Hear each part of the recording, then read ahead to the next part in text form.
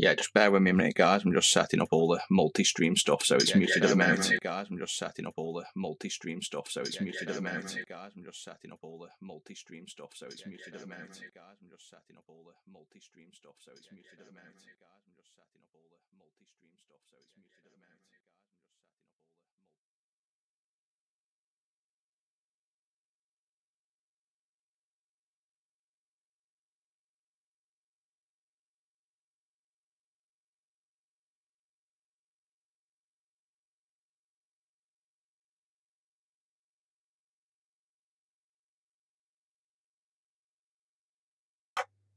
So I can't get this thing to post over to Facebook at the minute. We should be able to do Facebook Live as well. Let me just go live on. Let me just check if I'm live on TikTok. No, so I can go live on TikTok as well. So we're on at the minute. Twitch, YouTube, and about to be live on TikTok. And then what I'm going to try and do, well, I did try and do, is to go live on Facebook, but it's just not working at the minute. And I should be able to get all the chat coming through. At the minute, it's not pulling through onto the stream. So let me just work on getting that to work, basically.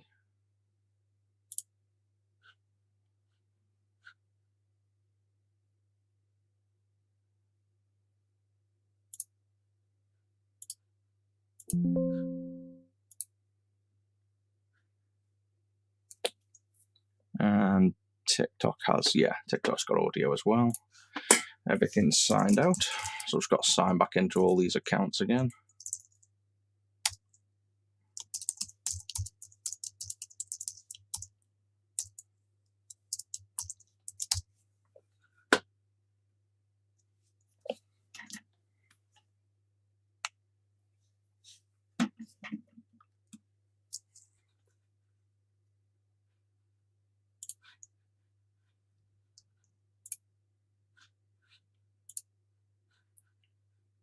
So anyone in YouTube, if you want to drop a comment, see if it's linking in now.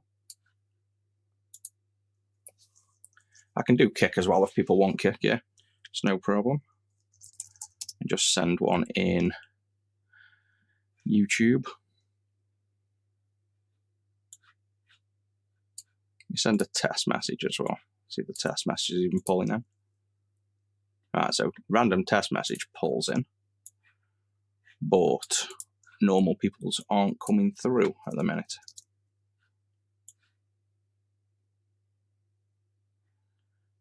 Yeah, we're not getting anything pulling through, so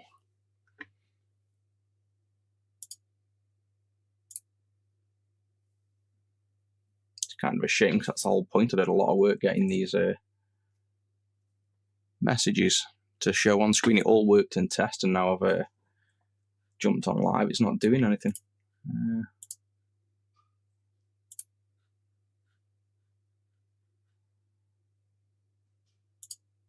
Let me just reopen the source again. Let me see if I can get this thing to pop up.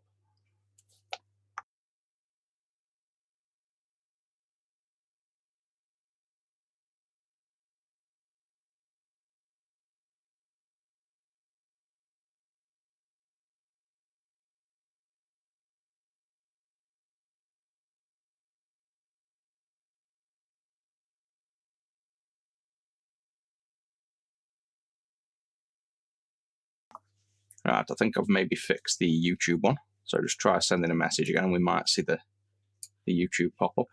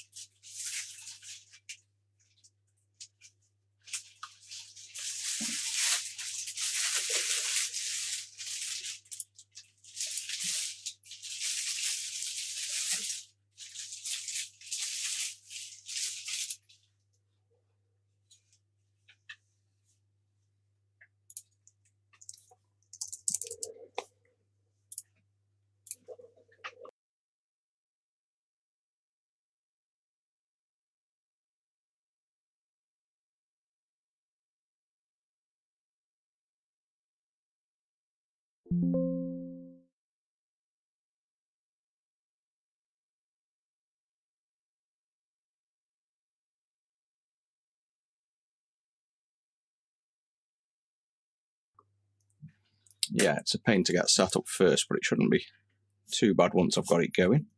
There we go. So that's the YouTube one sorted. Yeah, this is a Game Gear. We're just going to be doing some more RePCBs. I'm just trying to get all this multi-streaming stuff set up. It's nothing's working at the minute. So we've literally got the YouTube chat working so far, and there should be Twitch and Facebook, which isn't working at all, and TikTok. So at the minute, we've got one of the 4 chats working that should be integrated.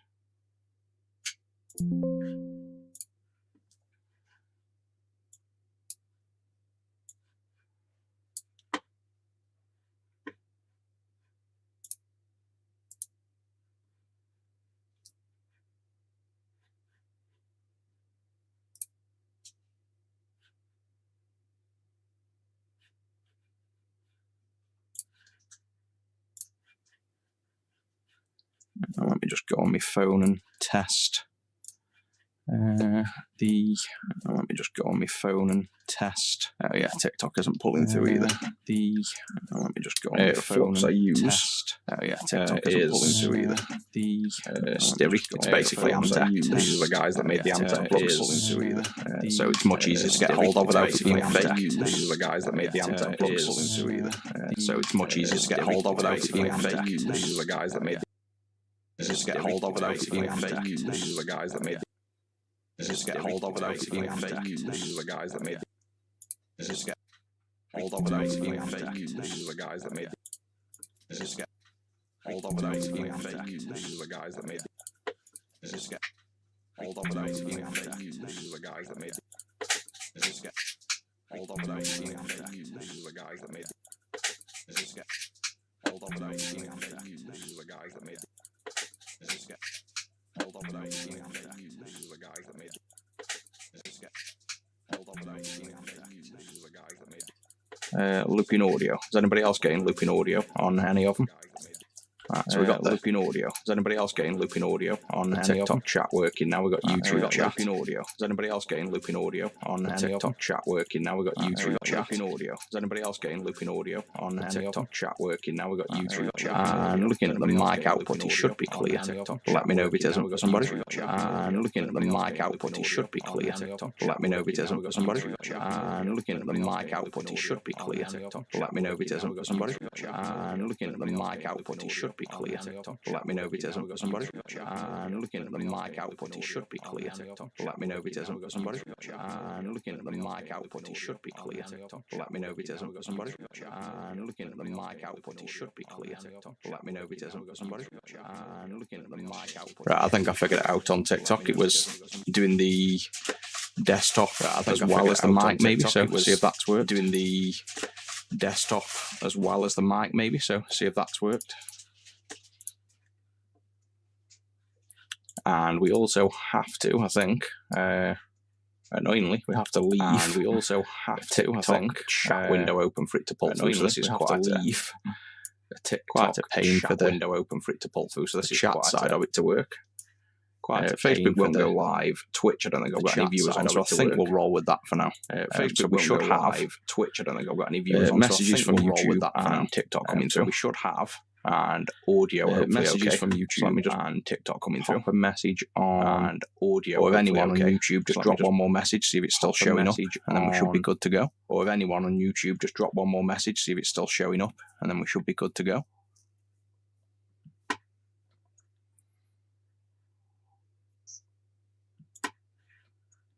If not, let me just jump onto YouTube and see if I can see me own messages. Let me just jump onto YouTube. I should be able to and do it through this. Messages. Social. I should be able to do it through this. Where are we? Social.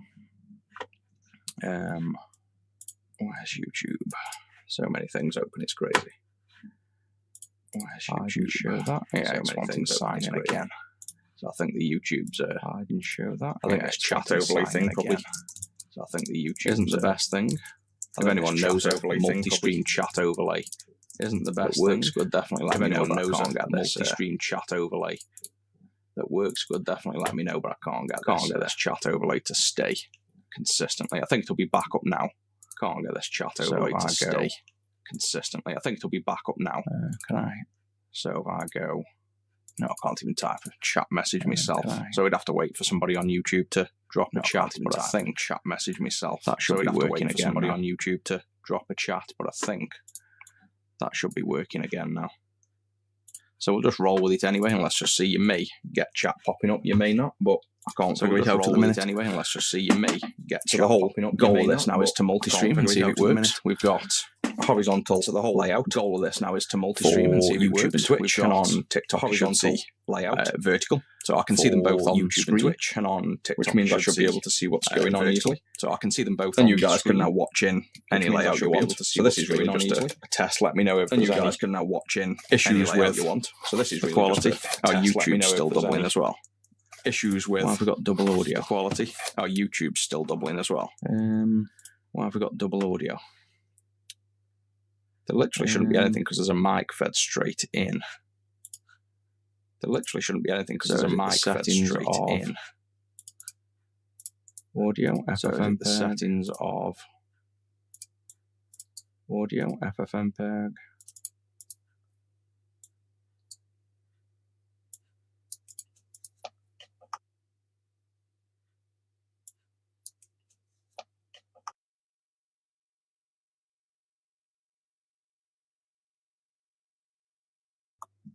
I might know why. Let me mute the desktop. Right, so now is there a single audio? Hopefully there is. It's a problem with the... I fixed the audio on TikTok and it messed it up on YouTube, but I think that's fixed again. Looks like we've got chat on both as well. So for some reason my desktop is... I've got like audio software looping through the desktop. And I think it's fixed now. I can't hear the live stream, you see, otherwise it comes straight back through the mic. So there we go. Seems to fix. Cool. Flux is Stevie. So this is basically just Amtech Flux. So these are the guys that made the original Amtechs. This is a different brand in a sense, but this is best quality and easiest one to source when you're using tons of it. That's definitely better now with the chat working though, because at least I can just look at the stream and not have to bounce between everywhere. Shells, you've just missed. We've sent down about 20 consoles today. I've just literally taken them out of the room. I have none with me. Let me just message Zach and I'll tell him bring some shell examples up.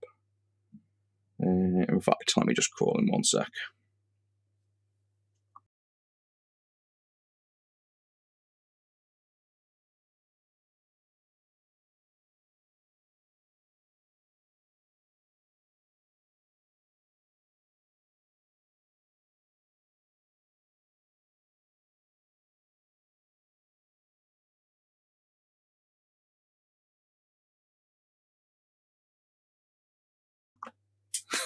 Yeah, you're not wrong. So working on a no audio board. Right, I've got some shells being brought up in a minute, so you can see them when they come up. I'll just chuck them on stream for you.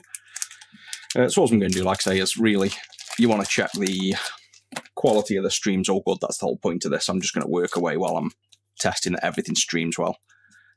Twitch, I don't think I've got any followers, like I say, so I don't think we're going to really see much happening. But hopefully everything stays stable. We can stream for 20 minutes, half an hour, build a few boards up, and once we get used to this, and it doesn't take me 2 hours to set everything up, then we should be good to go.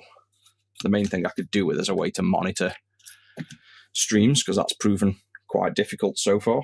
Obviously, I can't hear the audios. I'd have to like put headphones in and check all the streams and that, but you guys have kind of let me know so far of the issues, so it's not too big of a deal.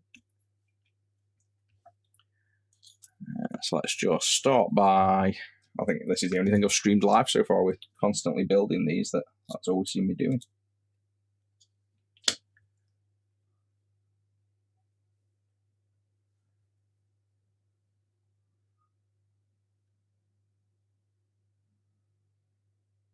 Okay, thanks for dropping in. Glad to see all the messages working. I think people have been dying to get the live on YouTube a lot more than TikTok. There's a lot of people that don't seem to use TikTok at all, but that's where I've got, to be honest, most of my viewers are on TikTok.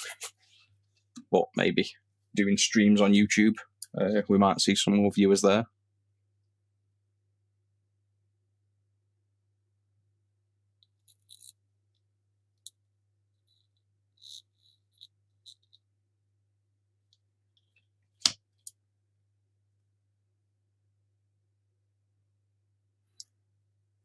Yeah, I need to minimize the this TikTok chat overlay, and it's confusing. There we go. So I've got another chat on my screen that's just TikTok, and it's confusing the hell out of me because I keep seeing chats pop up that aren't on screen. And it's just because it's old TikTok chats.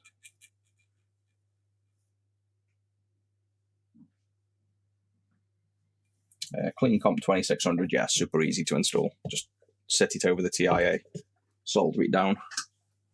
You can't just open some of them up just to get the shells out of the bag and show like the shells themselves.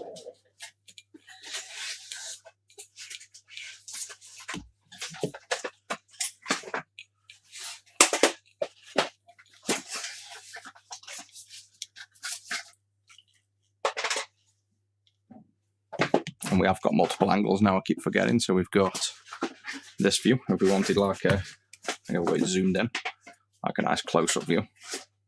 Keep forgetting we've got the proper setup now.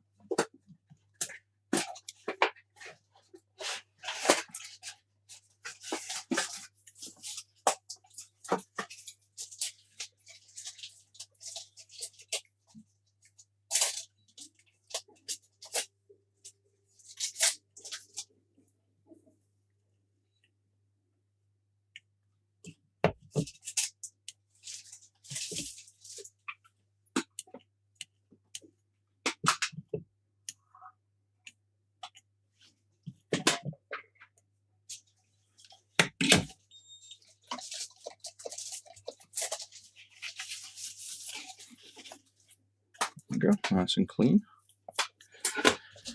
Just change this overlay a second.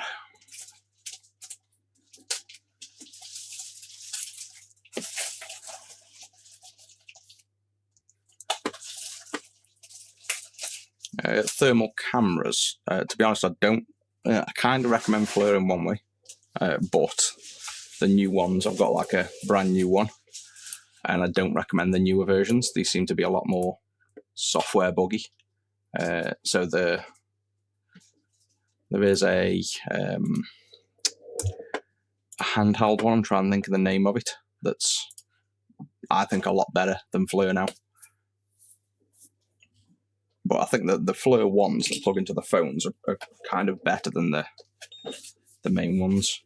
I've got a crazy expensive Fluke, like 27 grand Fluke, which is, you can literally see thermal travelling through vias and on pins and everything, but that's obviously ridiculous price. I'd say just a FLIR one, to be honest, for using a mobile phone is about the best.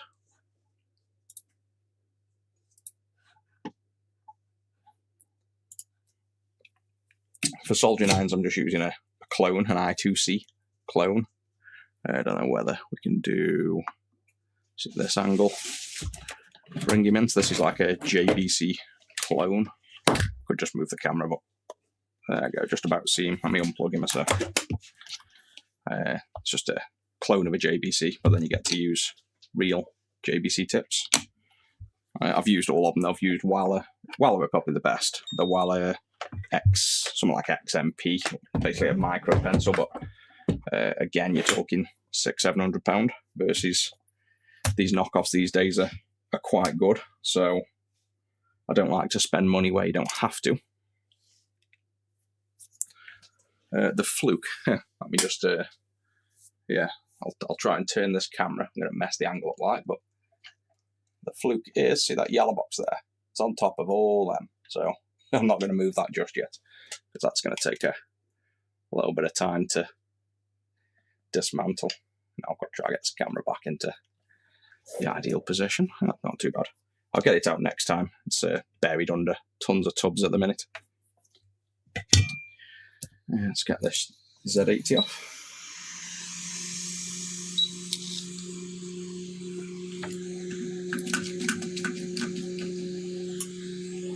And then which camera angle do you guys prefer? Or is it kind of just a preference? So if you want me to sort of move to this angle when I'm hot airing, I think this angle's kind of flat though. So on YouTube, this is you're only seeing one angle, whereas on the verticals, you're going to be seeing the side angle still.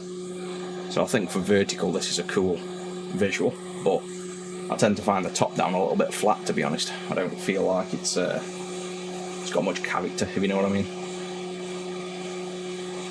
I mean, we can go crazy zoomed in as well. Let's see.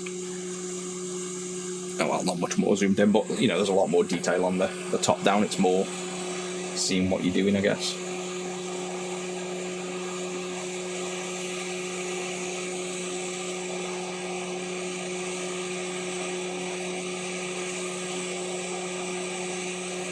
VA5, no, there's no install ribbon at the minute. I'm literally just making this RePCB. I've made it now for the VA2, 4 and 5, but that's a little bit out. I've got to kind of make sure it works, get the prototypes done, then I'm going to have to make custom ribbons for the VA4, 5s. There's, you know, you're quite a way off before I get to being able, I guess, offer that, but it will be coming there. The clean screen version 4 is probably not far out either.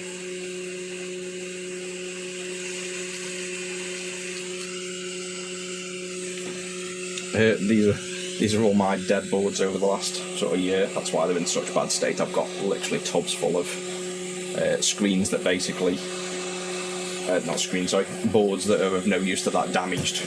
So I purposely kept them for when I come to make this RePCB. That was why I've kind of kept all these. So I'm still working through the worst Game Gear boards we've had that literally were classed as no fix because they're just that much work to try and find trace repair. It wasn't worth it. So you can see the nice little pull in them from the top down camera, I guess, as well. And this is why I say you don't need to be that accurate with your positioning, because pretty much just pulls in when it's ready.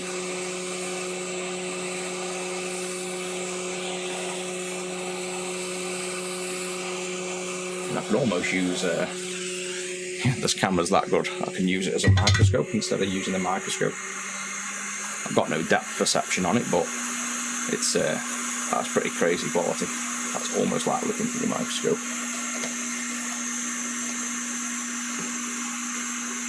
PCB-Way, no. I use JLC PCB all along, I've always used them. And then PCB-Way sponsored me until everybody on the Game Boy Discord that hates me guts decided to tell them to not sponsor me and not work with me. So you won't be getting any PCB-Way stuff from me because they don't sponsor me. And to be honest, as soon as I started doing any kind of, you know, oh, we sell this or we're affiliated, people just don't like it. They don't like advertising at all in videos, no matter how you you do it. So I kind of give up on the whole advertising thing. I don't even bother anymore. I just do my thing. Temps for hot air. I don't usually say them, but everybody likes to know them. But it's really based on the board and the exact thing you're doing. For this and for most, like including this as well, this is running at 470 degrees and 80% airspeed. That's a fairly universal temp. If you go into PS5s and thicker boards, then go hotter. If you go into Intellivisions or Ataris with paper boards, then go lower, basically.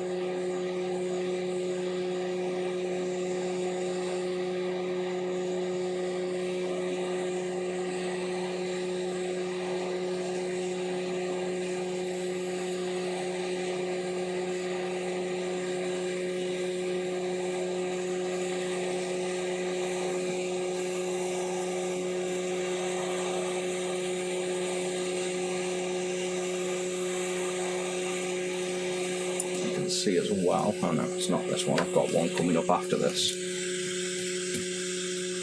Look how mangled that is. So got pins off the board and everything. So that one's been before.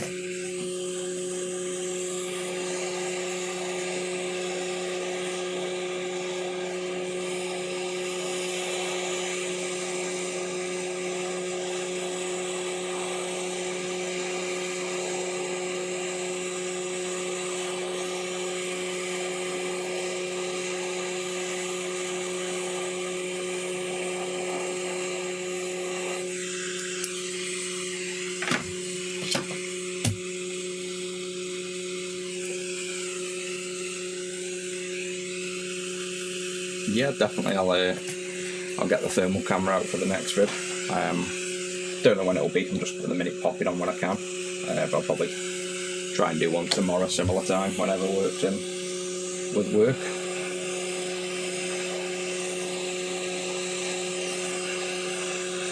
Now the heat won't damage these chips. You can get them up a lot hotter than you think. That's what everybody seems to think with hot air. They worry about the heat, but you could go 3 times as long as this and not kill the chip.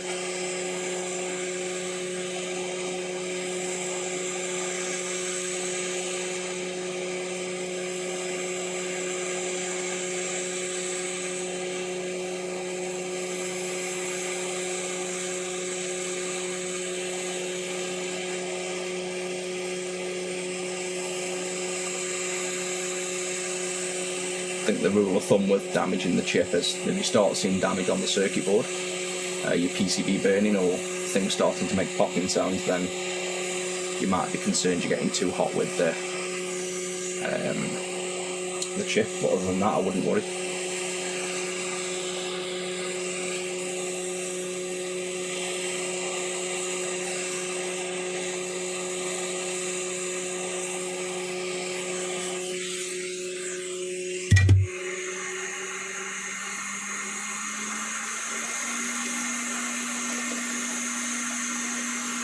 Generally, you won't have to touch any of these up either. So normally, if everything goes well, you'll never need your soldering iron. But sometimes, some of these chips, I normally find the Z80 is the one that'll bridge. So like normally, this one will get you bridges of anything.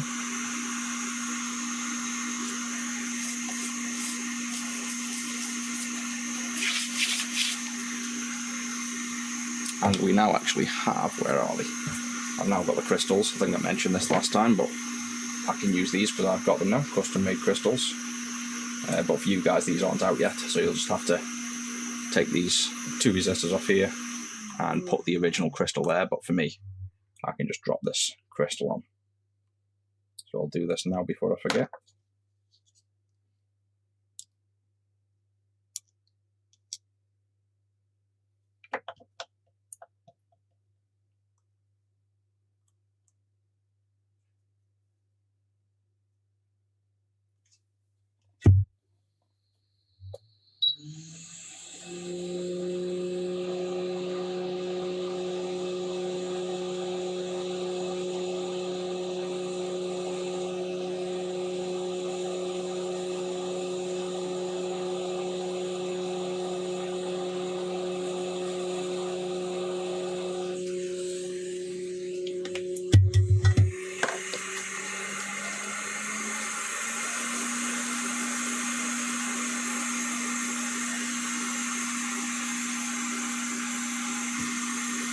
So the last one, and this is the so far the most failed chip. I always say the VDP, if anything's going to go wrong, it's normally this chip. So we'll soon find out.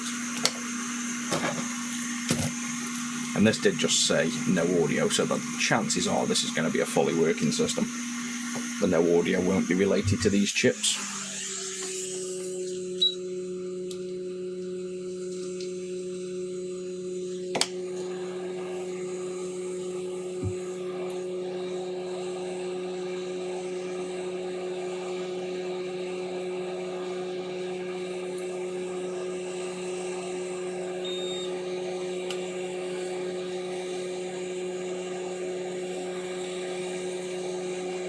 Least favourite consoles, Nintendo DS's, hands down, followed by PSPs and Vitas. We don't even work on them anymore. I'd say DS's are literally the highest one that nobody likes. PSPs and Vitas are just personally not that fond of. Great consoles, but for repairing, we tend to find that it was always things like the custom PMICs, like the, the power chips on them that you can't buy replacements for failed. So it was more of a thing that most PS Vitas and PSPs we got in with, things you can't really fix economically. So instead of making customers unhappy, we just don't work on those either. But yeah, definitely DS's will never, I don't think I'll ever work on a DS.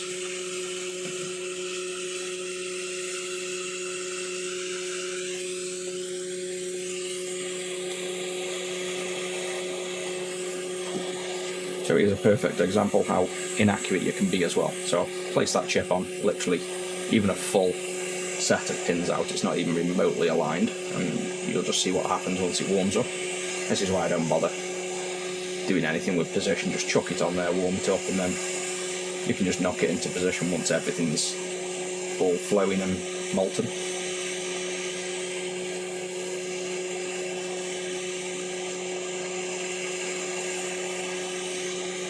Hey from Portugal, thanks for joining in. Yeah, DS's I've got, if anyone wants DS's, I've got literally hundreds of them in a tub that I'm never going to use, and they're just going to go in the bin eventually. So if anyone wants DS's untested, just leave a note on an order and I'll chuck you one in. So you can see with this now we can just knock it around anywhere until it's in position, and then push down. And the only downside of making it that outer position then is that we have one little join there, but if you clean your iron off and get it while it's nice and hot, you'll normally find you get joins off super easy like that. And then I think there's a couple here, and this is again just showing you, because if you do not bother positioning the chip, you can still just get it into position nice and easy. And that looks okay.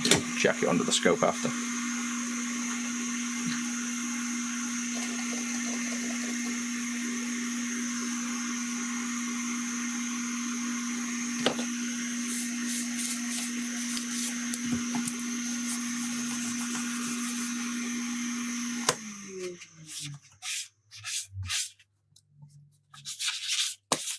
And if you clean the board while it's nice and hot, you'll get most of the flux off much easier as well. So I think that looks good to me. We might have one at the side still. Let me just check this under the scope now, because I've done all that off a delayed stream feed on screen, so it's pretty hard to see. Yeah, I think that's good. Flux, flux, flux. Yeah, that one's all good. There's a join there on the top right of the CPU. No, there isn't.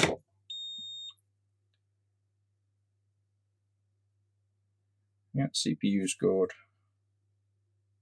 Z80 the same. We've got one little one, and this is mainly because I'm not using the microscope. I can't really see what I'm doing.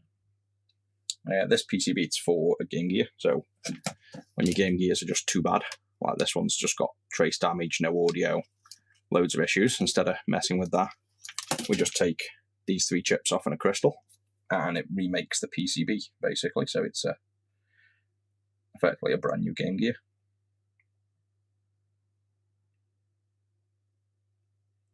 Now that VDP is all good. I'm just going to touch that one up, even though it looks good. It's a little bit of dirt. There we go. So, ring light. It's a polarized ring light. Let me just take it off. Don't know what brand it is. I get it from me factory in China, where I get everything from. It's about 120 odd pounds, and it's because you've got a polarized light here. So as you twist this, you can see if I can get it at the right angle, you might be able to see through camera. So see how it's polarizing the white. So see how the ring goes dark and then light when you're twisting. So that's what happens when it's under the microscope. I can look at pins, twist it, and if there's, the shining and the way you twist and the shine goes. So you have to polarize that and then return that off, so I don't blind myself. There's the other polarizer. So basically, you polarize the LEDs, and then this polarizes your eyesight so that you can change the lighting under your scope.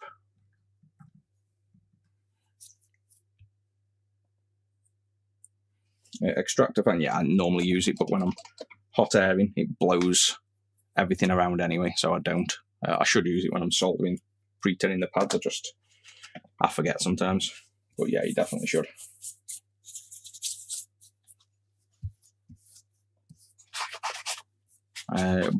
What brand are we on about the light? For what brand it is, I'm not sure, to be honest. I just know that if you look on, you'll probably find them on AliExpress, but the good ones are over £100, even direct from suppliers. If you gain them cheaper than that, they're probably not the right one.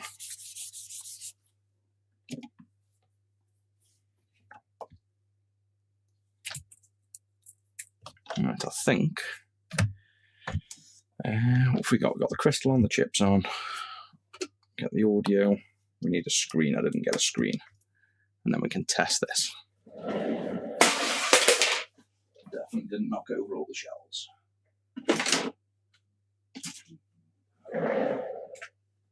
I forgot to say as well, if somebody wanted to see some of the shells, I don't know if they're still in stream, but there's the new Sapphire that's going like crazy. It's a limited edition, and we've sold half in like not even 2 or 3 weeks. So you got the Sapphire Blue. We've got like printed ones. This is clear black, but this has got like a printed design on. We have the original black, so this is meant to look like the original console. It's ever so slightly lighter now because we put a frosting on to make the finish cleaner. So without the frosting, it's the exact same colour. With the frosting, it's a little bit lighter than original. We've also got pure black as well, solid black. Then we've got clear, and we've got a few more, but they're, a couple of I'd say these are the main sellers. Clear black, original black, clear, and this one is the most popular Sapphire at the minute.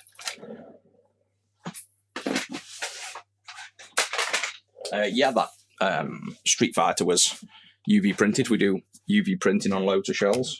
It's like I say, we've just literally taken down about 15 consoles. I could have showed off a load of like printed designs and all sorts, but you just missed it by the time I come on stream.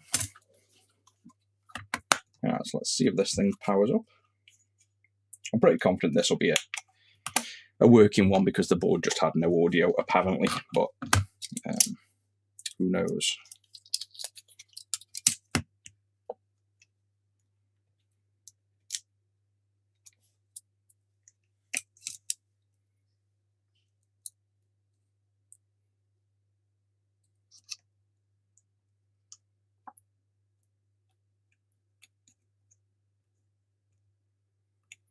Blue looks a bit purple. It's probably your monitor, to be honest. It's a real photo. So literally, this is the shell. To my eye, it looks a little bit brighter on screen there. To my eye, it's a little bit deeper blue. So the cameras are brightened up a little bit, basically, for obviously the stream. So probably there, that's the view I'd say that kind of looks how it is, a little bit darker. But no, it's an amazing colour. And when you put the RePCB behind, you can see it brightens it up. So versus when it's on its own and a RePCB going behind it, literally makes the blue pop. But the blue's the only one on the website that is a real photo at the minute. I used to do all real photos, but it took absolutely forever. And then the more products we got, the harder it was to keep getting a camera set up. So we went to renders because all them shells we make, so we have the 3D models. But to be honest, I think people prefer the real photos. So we're kind of slowly going back to real photos. It just takes a lot longer to get photos up. And now the GBA photos are, I might be telling a lie here, I did them, whether I put them on the website, but they're actually a combination of a real photo overlaid on a perfectly aligned render. So that the shell is the real photo, but it's been perspectively twisted basically to look perfectly identical when you flip between colours, but it is a real photo. Right, so we've got Sonic in,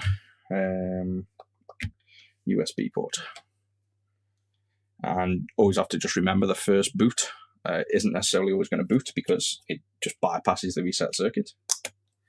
So we sometimes have to press. Oh, there we go. We've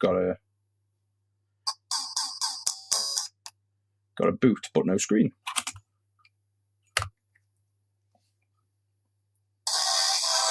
Now that could be if the crystal isn't running the right speed, but I've got the crystal on.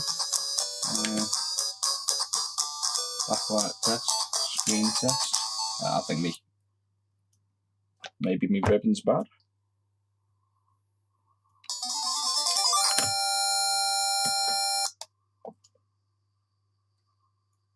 Yeah, so this could be a clean screen that's bad, but this is one that's working in the box. And now that's not booting. Or it could just be this ribbon I've put in sideways. But the fact the screen's not working, we might have to get the scope out. Just do the obvious first. Click clean.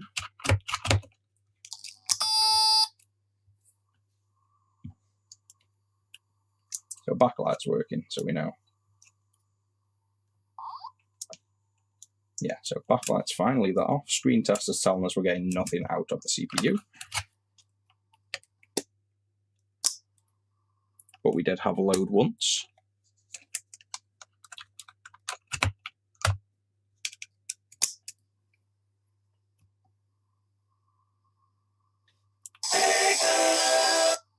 Yeah, so my guess is going to be leave that running a minute. Pull out the scope. I'm going to guess the crystal. These are, like I say, the new crystals I've had made. I'm not. Oh, actually, that's a point. I need to. I forgot that. This is a version that I've made. When you're using our new crystal, the resistor on here is wrong. That's what's happening. So it's running, but running slightly slow. Let me just pull up my schematic first and try and remember what I changed the resistor to. Because I've got to change one. I'll tell you what, for quickness, let me just whip off my custom crystal and I'll just put an original on. That's probably a quicker thing for now. Otherwise, we're going to be messing around with schematics and all sorts when obviously we don't need to be. So I'll just take off. Let's go to the overhead. I'm just going to take off the crystal and the two resistors and just use an original crystal for now. These do work, it's just I hadn't got them ready in time for the production, so I couldn't really test them. And then once we got them, I found out that one of the resistors on this board needs slightly changing to work with our crystals, so obviously the next production run it won't matter because it'll be fixed. But if I wanted to use my crystals, I just need to figure out what that resistor was.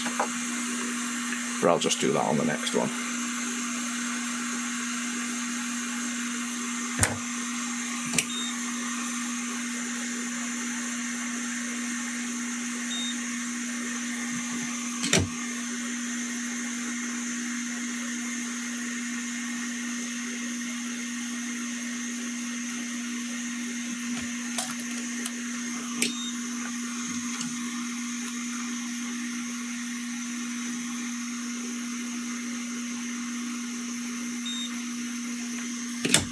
So if it was just that crystal, then we should have it fully working. If not, we've got another issue. Let's see.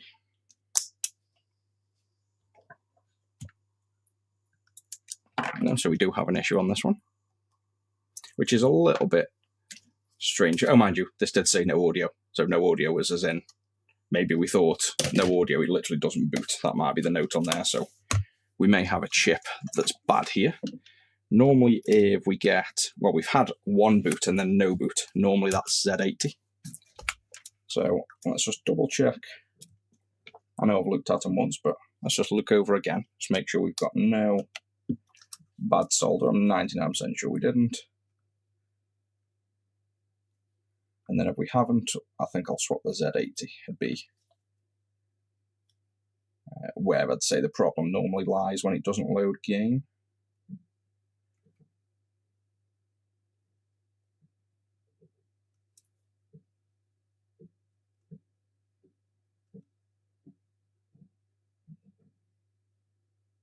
Yes, that's definitely fine. They're definitely fine. So I'm going to go with, unless this game is faulty, which happens. Let me just grab one more game.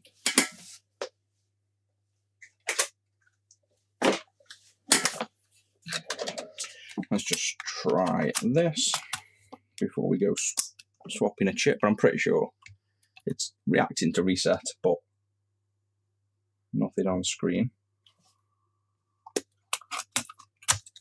So I do think we're probably going to be looking at a bad Z80 here as B, the first guess.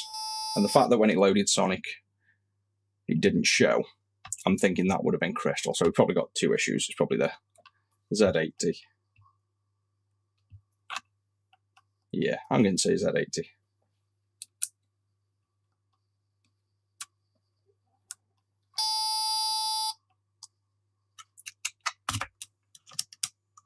Let's just do one other thing. Let's just make sure it's not a clean screen by disconnecting it, because sometimes that can load down the system.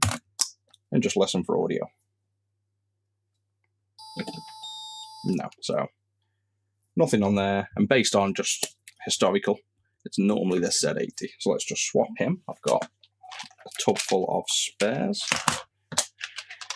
here. So let's just grab another. And these, I was going to sell these, but I've used probably 40 out the batch so far. And we ended up with a run where 3 of these in a row were bad and they're meant to be fully tested. So I'm probably not going to sell them because I don't really want to sell products that aren't definitely tested. So I'll just keep them for our use when we're building up these boards. And then every time I get a failed chip, I also make a note on the wiki. So on retro6.wiki, I keep a log of all the failures and symptoms. So in this case, the Z80, if it fails, will write down that we had an intermittent boot because we did get boot once and no screen. And I've had this issue once before, I believe. So it's already on the wiki where intermittent game load, but no screen was, I think it was Z80, it might have been the CPU in that instance, but either way, I'll make a note once we figure this out, what the failed chip was.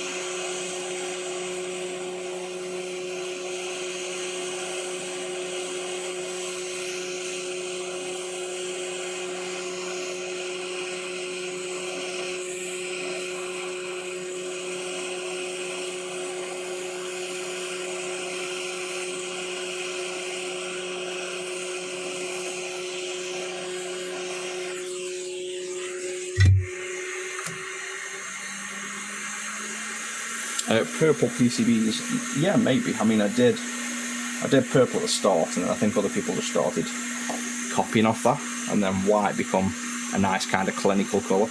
And now we're quite known for white PCBs now. People really like the white PCB, but yeah, there's maybe a limited run.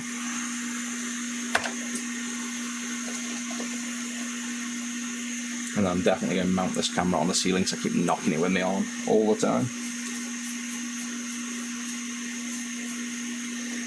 Alright, so we'll give that a second to cool down. We'll reconnect this back up.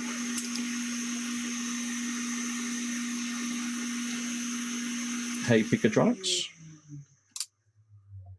Oh, you do repair as well by the looks of it.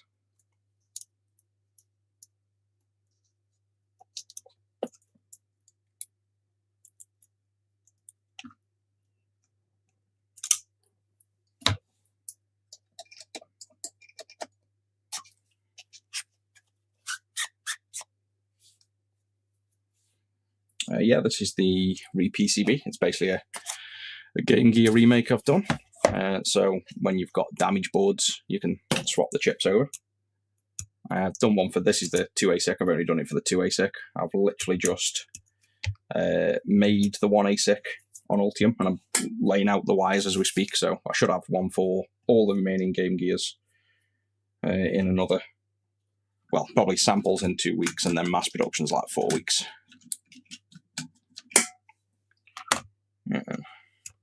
I'm going to guess this won't work somehow. I've just got intuition that this isn't going to be the problem. It's going to be the CPU.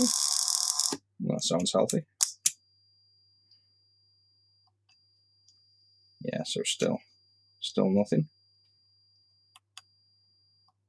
So maybe we're dealing with CPU. No, all self-taught with everything. Like absolutely everything I do. I've got no qualifications. Nothing from school. Didn't bother with that. Literally absolutely everything I do is self-taught. Best way to learn is to just break stuff and have no fear at breaking stuff, and don't be afraid to not know things. I'm just going to get another game. It's always worth just double checking the obvious a few times before you swap chips all the time, but this is the known working one I've got here, so it shouldn't be a problem. But we've used all the games up, so I don't have any spares to double check that. So let's just grab another one. This is why I always say as well, keep a known working game and screen and stuff like that. So when you're doing the swap, it should only in theory be the chips being faulty. So you can be fairly confident. But I've had it where my, see there again, intermittent boot. I've had it where my entire setup here works and then stops working, basically. Let's just see if we get consistent boot leaving it there. That's interesting.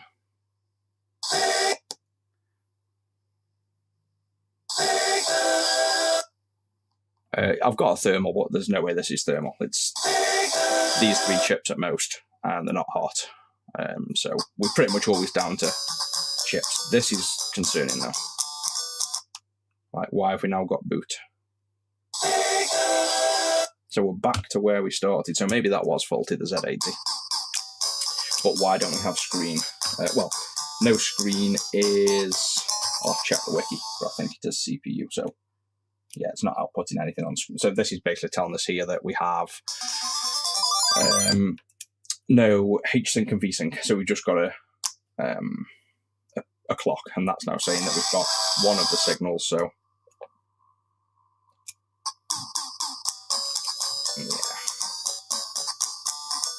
yeah, it's going to be CPU. GBA motherboard, I've already started making. Again, it's just I do so many things that it takes a while to get around to some of them. I've been making the GBA board for probably 6 months, and I've only spent probably 4 hours on it. I just never get time.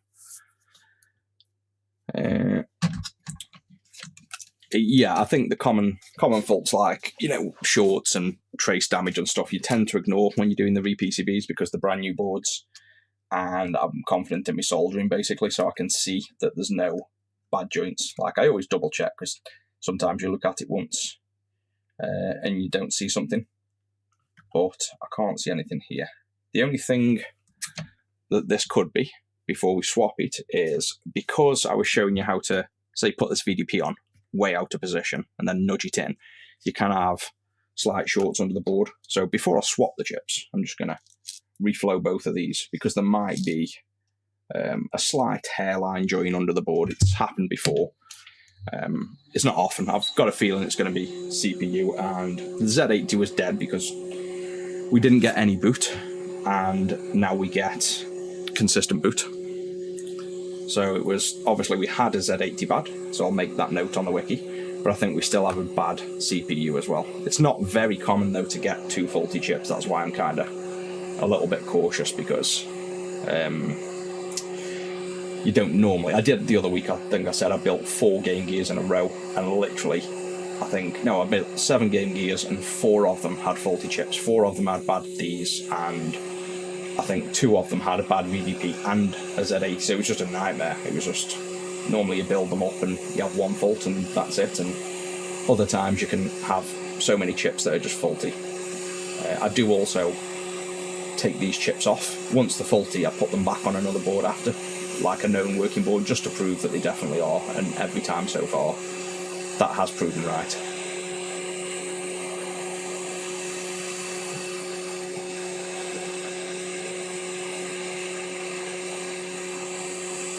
No, officially we only repair consoles.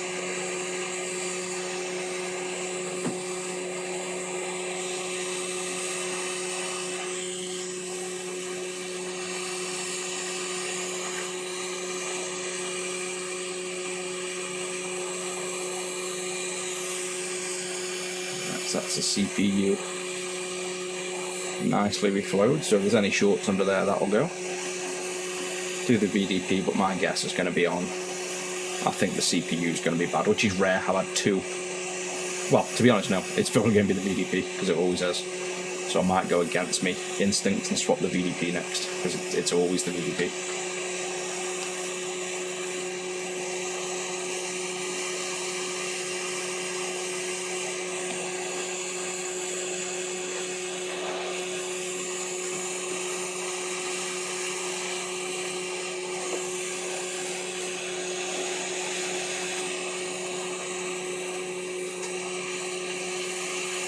Multi-Mega we stopped working on. We used to, but we had to cut back on a lot of what we were working on.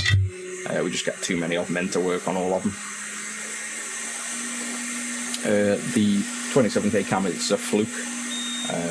It's a fluke that you can change lenses on, and the lenses are like £5 each as well. So you probably pick one up now for maybe 10-15 grand, but at the time it was well in excess of 20. Okay, I'll show it off. I think a few people have been interested in it.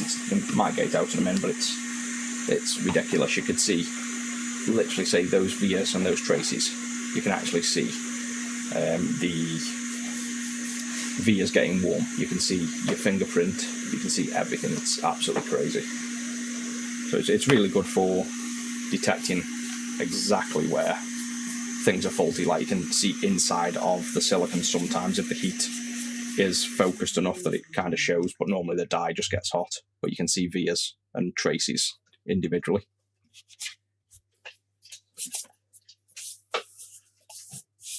I'll just let this cool a minute and grab it out, because obviously quite a few people seem interested in that.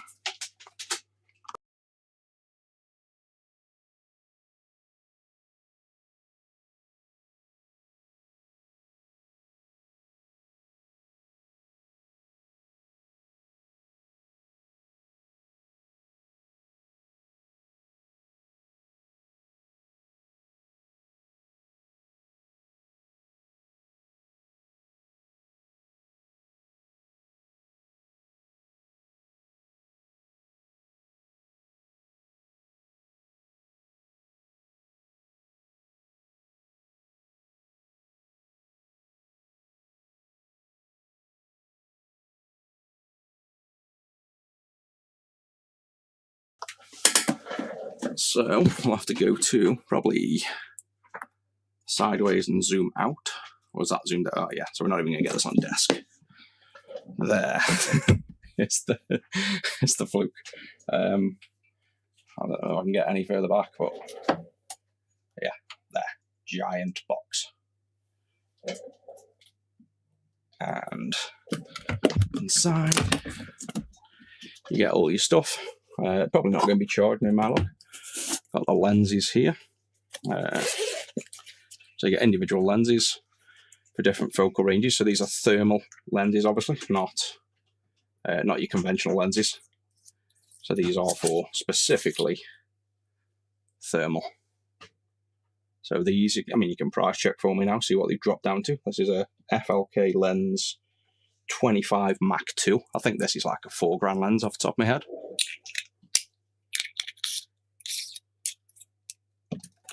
And then we've got this one, which got another lens. I think that's the stock one that comes with it.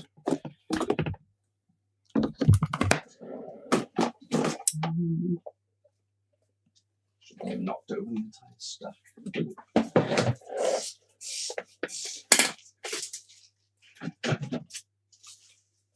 And then this is the nice cobwebbed camera because it's been sitting on a shelf. That's how much I use it. So it's the TIX 500 with obviously lenses here. So you can twist them off. You can use it like this. You can use it with these on. I've got the wide angle at the minute. And the one thing I found with this is the software was pretty bad, to be honest. So I brought it and didn't even use it for a while because the autofocus doesn't work and the batteries drain. So yeah, you see that's not coming on with that battery. And I even left the battery out like that because they discharge. But even disconnected, they discharge. These self-discharge. So flat.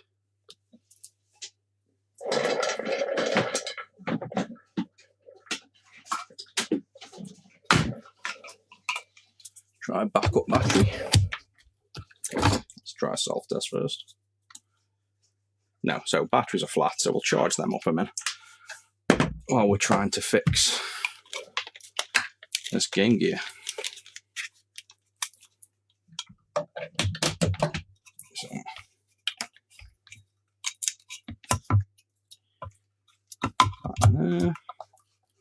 put him on charge.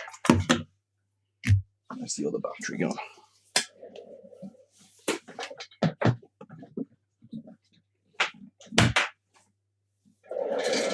There it is. Right. So leave them on charge a minute.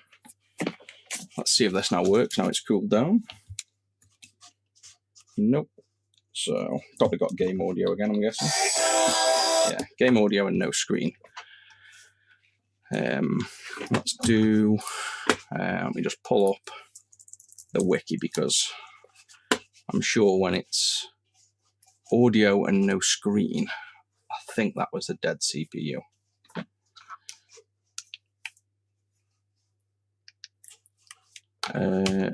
Yeah, quite a few people have asked if they can see the setup of the room. I'll do it one time with a floating cam. Game Gear, 2 ASIC. And then I think if I can show this, I'm going to have obviously repeating screen here because I've got one screen at the minute. But if I toggle this over, if you want to go to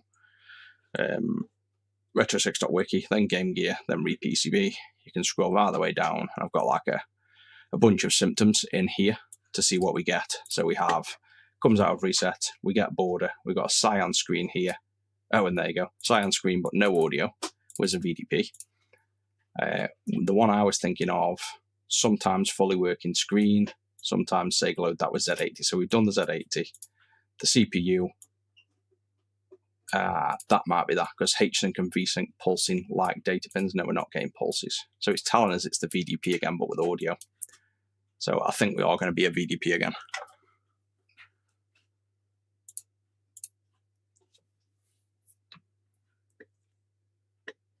So let's do, I did kind of say if it's going to fail, it'll be this. It always seems to be. Let's swap the Z80 off this other board, which this is also probably almost in worse condition than the last one. Yeah, we'll put some flux on and swap him off. So this will be a bad Z80, and we can always, when it's working, we'll chuck this Z80 back on to prove whether it was a bad Z80 as well. I don't make the notes on the wiki if I'm not sure. I don't just like post them on and presume a chip was faulty. I'll put it back on once it's working to confirm.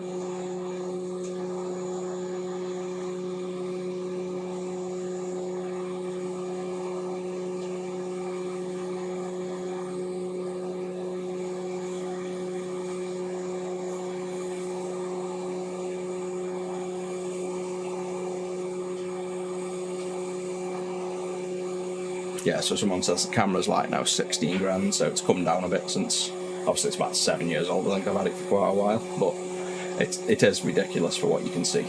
And I've actually got another one, to be honest, that's very, very close to as good as this and a lot cheaper, that I'll show you in a minute. I've got like 5 different ones.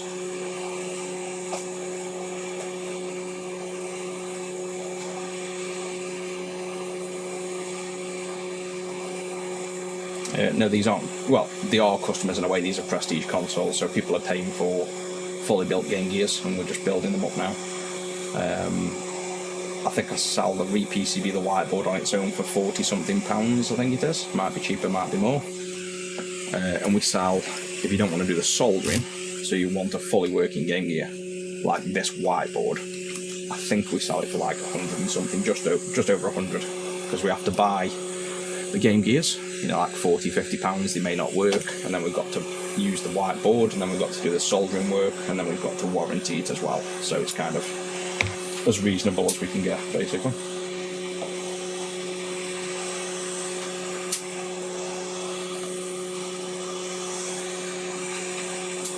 I'm going to do this one under the scope, just so I don't misalign the pins as well. Let's just give it the best hope for the first swap.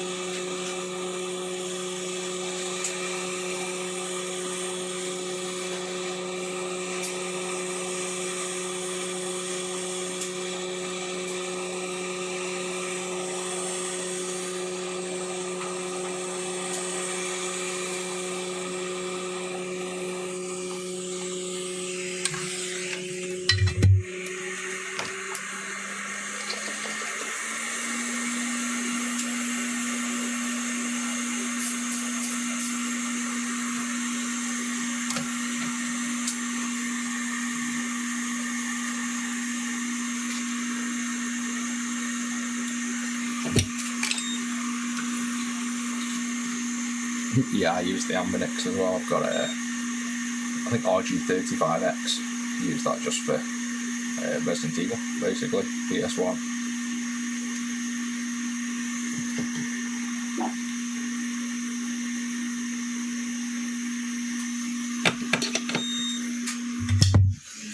Right, which one was old, which one was new? Yeah, the hotter ones. Yep. That one's the old one because it's boiling. This one's the new one.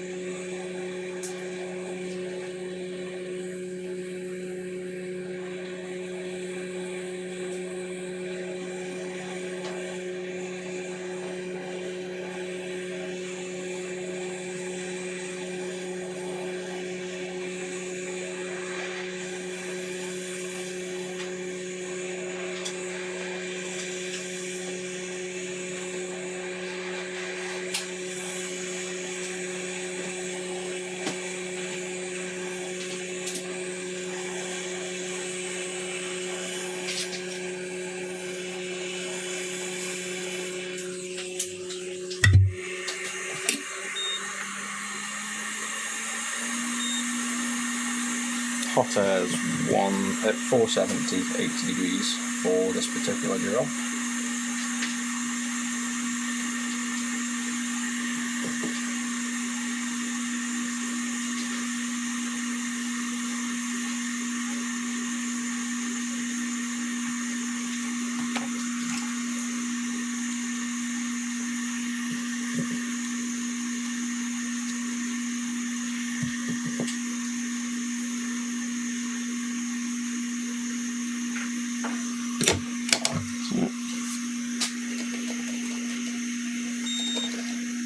Microscope view, I technically do. I've got a microscope with, you can't even see it on this, maybe on the overhead, out of focus, but I've got a camera there, but the overhead camera's pretty good, so you probably find you don't really need it. If we do overhead view, and then I could zoom in on this. This is a 4K camera, downscaled to 1K already, so in theory the overhead camera is as good as a microscope, really.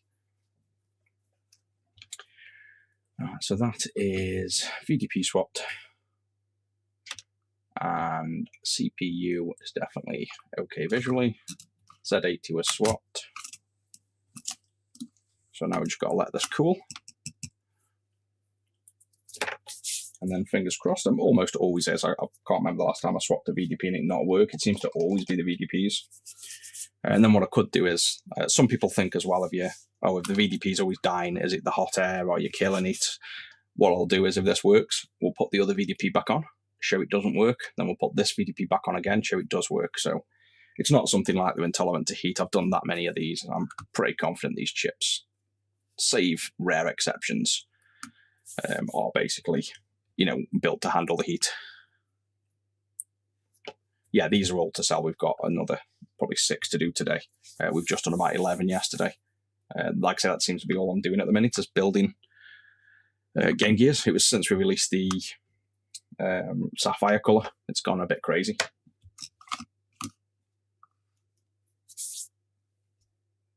Yeah, that's cool enough. Right, what do we reckon? Working, not working. So it's not working. We're down to a CPU, and then I'll want to know which one it is. Yeah, so we're down to different symptoms. This is going to be one of them boards where I bet we've got a ton of bad chips. Have I got any known working chips? Oh, no, I haven't, but I've got some taken off. So are we dealing with another VDP? But if you notice, we are, unless I've got it turned off. Oh, there you go. Yeah, we haven't lost audio, so we've got the same symptoms. So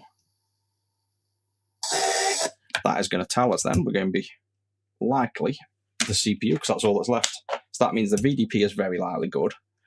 That means this VDP is very likely good. So what will happen once we do this is we'll have a known good working VDP once we prove it. We'll have a second known good one because we'll put it back on, and we can put these in the box and have, a couple of known good ones as you go. And then the same with the Z80s. So I've only ever had one CPU fail. No, 2 CPUs fail in it's got to be 100 or more of these. So it's pretty much why I swapped it last. No, you can't buy new CPUs or VDPs. These are A6, but I've got a tub of them because, like I said, they never fail. So the tub of VDPs, which is the right chip, I've got 2 left. Tub of CPUs, all these are left because this many VDPs failed, and these are spare CPUs basically. So can't buy them new, but the CPU is certainly not a concern on this one because I've got so many of them. So let's just swap this one over and we should be good. These are our parts. These are just consoles I've brought. You can send your own in if you wanted it transferred to a board, but the Prestiges we sell, we just buy the consoles and basically... Oh, you know what? Did I put the same VDP on? I touched it and said it was hot. Is that because I'd only just hot aired it off? I think it was. I think I put the same VDP on twice. Has anyone got a way to look back on the video? Because we have 2936K7 is the one I took off on here. I don't know whether we're going to be able to see it. I've got a feeling I put the same VDP back on. So see this 7K or K7. This one's E7. If anybody knows what we had on before, they can kind of look back and let me know somehow. We might have put the exact same VDP back on. So I'll probably just start swapping it back over anyway, just for the sake, because I'm pretty sure that's what I just did. And like I say, it's almost never the CPU, so I'm just going to go off the presumption that I accidentally put the same VDP on twice.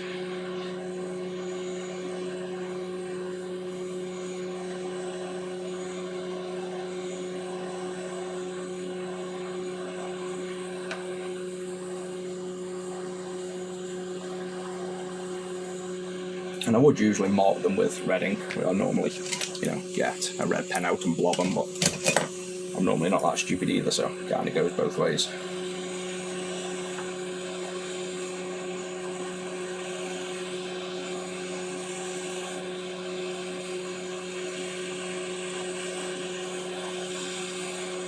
Yeah, I blame you guys for the thermal camera stuff right in the middle of VDP swapping.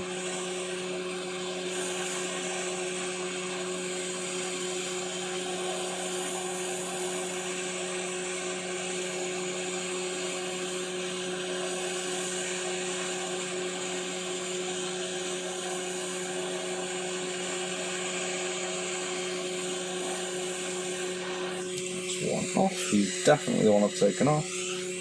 This is one going back on. So K7's going on now. This definitely wasn't the one that was just on. So at least now we will know. I bet it will be the VDP, like I say, it always is.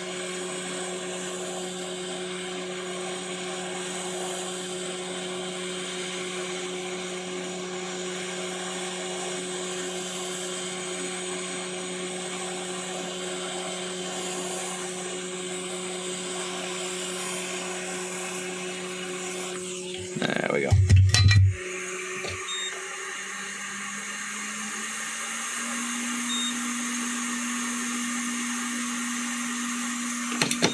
We should maybe do speed run VDP swaps as well. See if we can get them down to like, I don't know, fastest would be, you'd have to go for, well, that's actually quite a fun thing. We can put the hot air up to 500 and 120% speed, max out the air, go straight on the chip. I reckon we could get them swapped in under 2 minutes with practice. Yeah, socketing, something I considered, because it would be really ideal. I'd have to think about the design, like if we can find some kind of socket that works with this. I touched the chip to see if it was hot, and the hottest one I put back on, but then logic kicked in after, and I think it's because I removed this chip first, then grabbed one off this board, so that would have been hotter. That's me logic behind why I think I've put the wrong one back on. So I did technically check it for heat, now I'm not 100%, whereas this time now I know for a fact we've put both VDPs on now. And then a little bit impatient, cool it down a little bit quicker.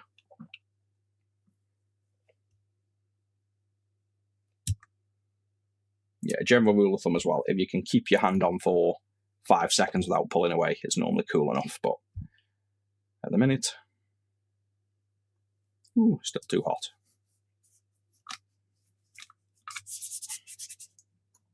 Replacement wheels for Nomads. I tend to do similar things what I've done with like PC Engine LTs. You could just make, get an off-the-shelf B, I think it's 10 3K, so basically a 10K wheel, a standard wheel, and just make a mini flex board to adapt it. That's what I'd probably do.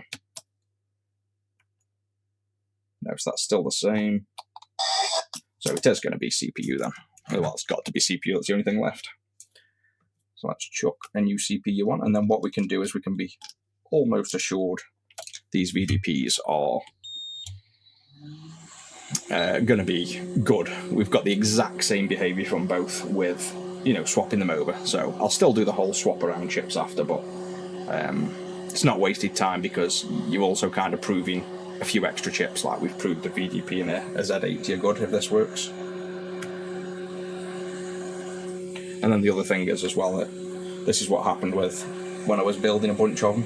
You're putting on chips from a bunch of really bad looking Game Gears, so you can also put on multiple chips that fail, like the Z80 I've put on over here could still be a problem, but it's always the chips. You just swap the chips till you get it working. And then what I normally do every now and then is once the console's working, I'll put chips on the board to prove them, and then take them off and dot them with green, so when you come to do your next board, you've got confidence that the chips are working. Whereas at the minute we're selling that many that I'm having to build them up as we go, so we don't have any backups to do that with at the minute.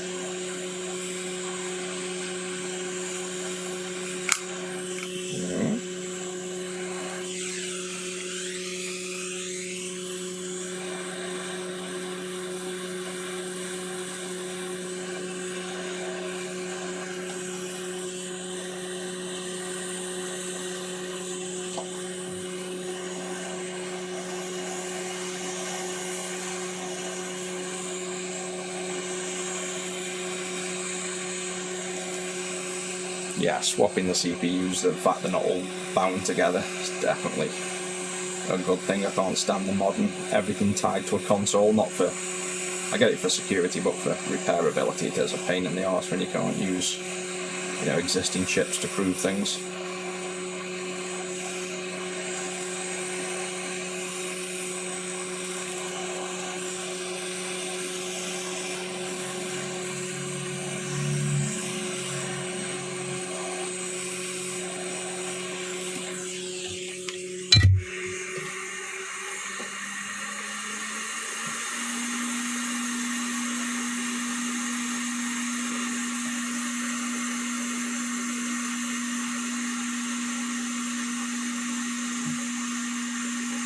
That looks good.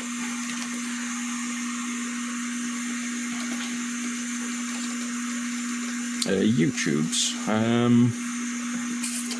Used to watch Lewis Rossman, but now he's all political stuff.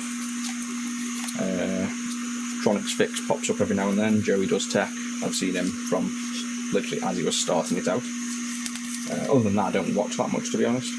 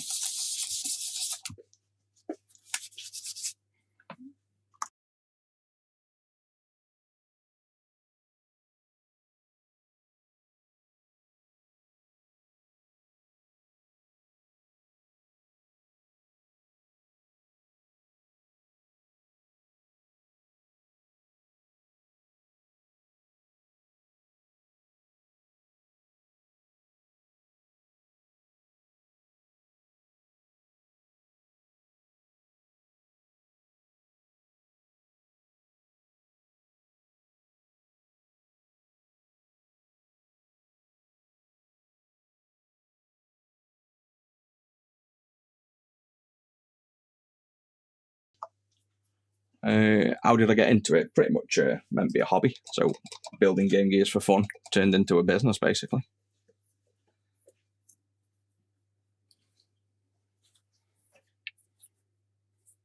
Yeah, I used to love just watching Rossman's videos, just, like I say, chill for 2 hours, just watching, I guess what I'm doing now, kind of just messing with circuit boards and fixing them up. It was just enjoyable to chill and watch like an actual episode versus, you know, a couple of minutes. It's the one thing I don't like about the modern social is everything's, you know, rapid. It's a few minutes and you're done.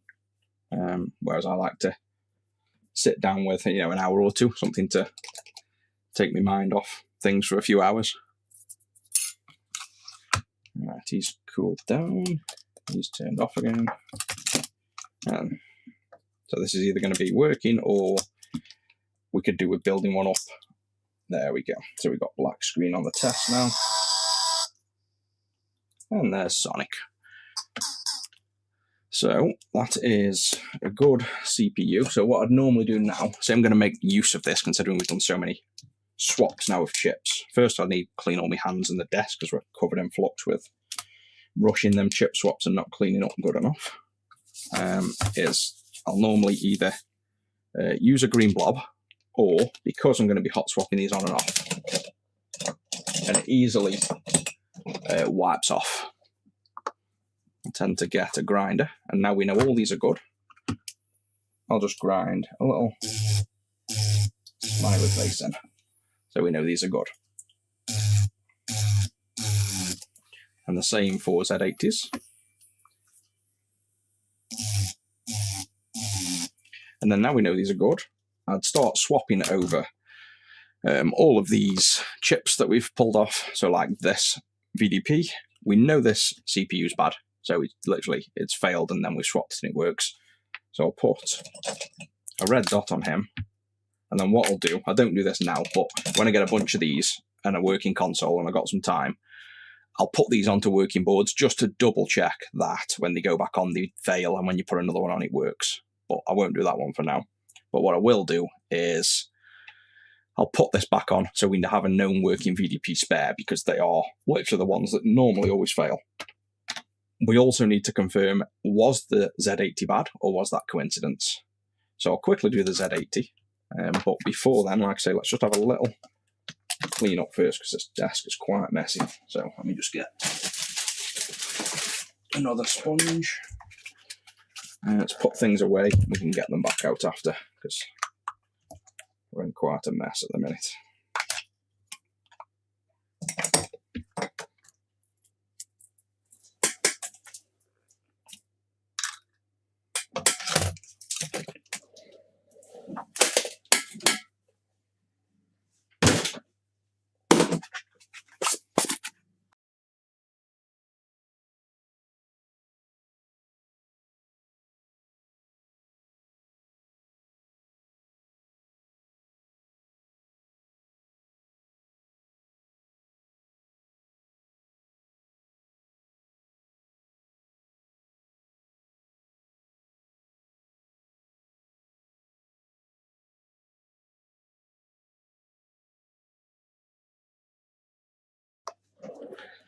Yeah, for single ASIC boards, I'm literally making it right now. So I'm just trying to finish off running the traces. So I should be done with it in another day. And then I've got to obviously make it and get it into production. So it'll be a little while, probably 6 weeks. Sponges I don't sell now, they're just called melamine sponges off Amazon. That's what I use. Mr. Seeger melamine sponge, but you'll get them anyway, just get a load of them. Rub with them and then cut them off as they get dirty.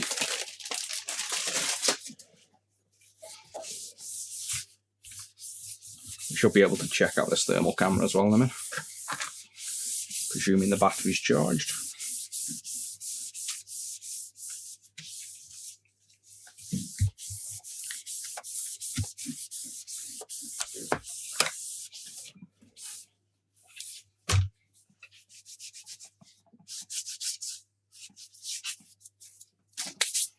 It's a bit cleaner, so bring this back in. Let's double check he still works. Yep. Yeah, so we're happy that works. And we have the known bad CPU, we'll keep him out of the way. And we want to really check these two out in a minute. So we'll put those back on. Let's just see if this works. Right.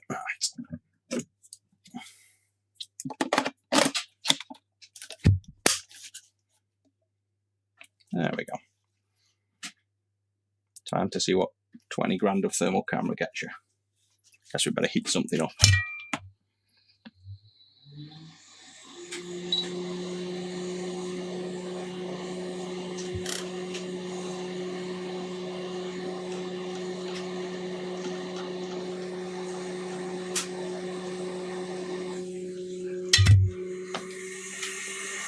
And then this is what you get first. You get like nothing showing. And this is where I say the focus on this sometimes doesn't work. You're meant to turn this wheel to just focus, but sometimes it doesn't work. And then there's a hidden button that I didn't even know existed on this thing to focus, which I think I've forgot again where it is anyway. It's not a really obvious one.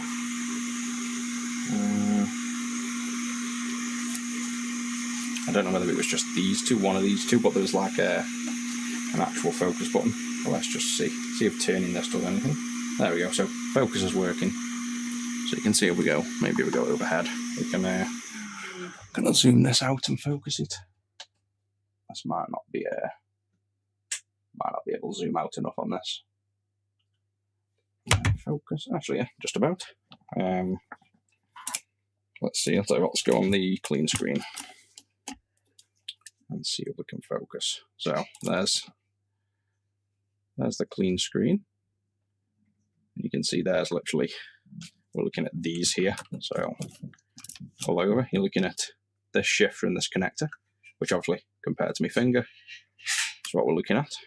And if I put that over, and this is with a wide angle lens, by the way, this isn't even macro. So let's see if I can get this focused. That's like where you're getting with this lens. And if you get So you can see the writing, that's how good the thermal is. So see that RAM chip, the ISSI. I can get me screen to not be reflective. See that writing on the chip, you can see. That's literally thermal difference. So that's the camera detecting the difference in temperature of the black versus the grey on the writing. So that's what you're paying for. Basically the accuracy and the resolution is pretty crazy. So you see it looks good from a distance as well.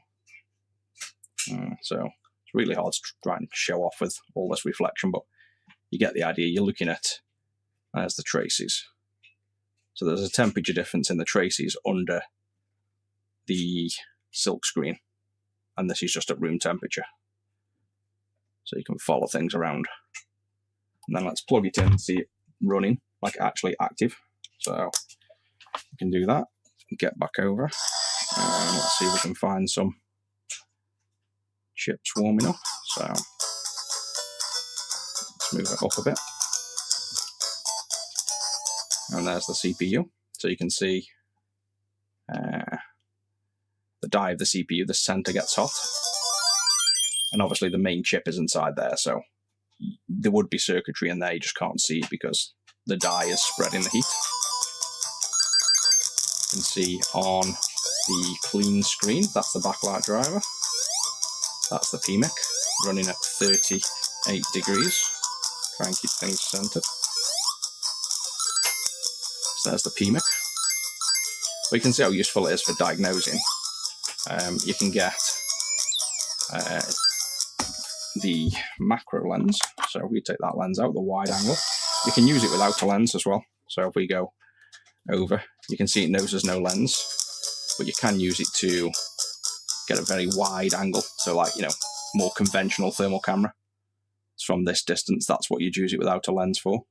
Just a broad view. This isn't designed for, pull that out to me. This isn't designed for really, not technically handheld. You'd use this for inspecting buildings. So you'd use it without a lens or wide angle for looking at buildings. But you can also mount this in a rack above, and it's like an automated inspection. So it goes over circuit boards. So with this macro lens,